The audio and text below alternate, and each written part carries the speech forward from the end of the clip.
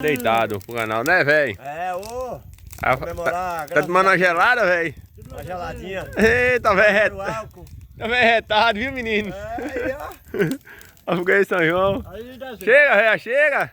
Chega, velho. Olha, todos reunidos. Ei, tá na pose na foto, é? Tá velho retado.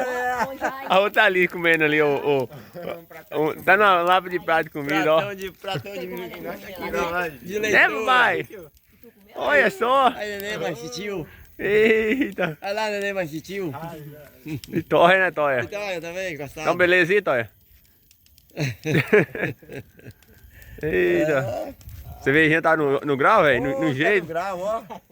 Ei. Geladinha da hora. Tá no... Solta o foguete, pai. Ixi, tem que soltar o foguete. Segura, velho.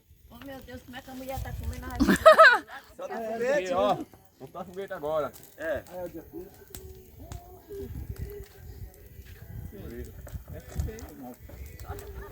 Outro dia, sabe como eu vi uma coisa? Tinha um velho sentado assim, aí o homem falou assim, e botou esse negócio aqui, mentira, vamos soltar um pavio e virou pro lado do velho. Sai daí, sai isso na mão. Pensou que era verdade? Cadê uma varinha? Eu vou só na mão. Isso aí É que tipo vai soltar o foguete? Amanhã.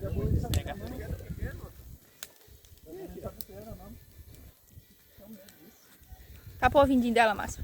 Ah, Zé Boninho, a colada Zé Boninho.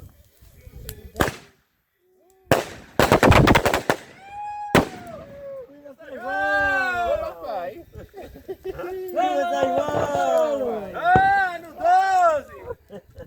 Aê! Botar mais um? Bota mais um. Aê! A barulhinha.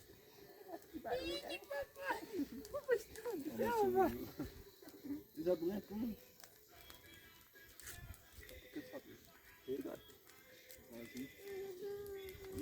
Ô, já acabou de eu comprar uma blusa dessa daqui, sabe por que eu não comprei? Eu não comprei porque era abertona aqui, só amarrava aqui, sabe? Ixi, Não tinha comprado uma quadradinha. Se não eu tinha comprado, eu gostei desse modelo aqui. É bonita, né? Mas se não, dá dois, ia dois, ó.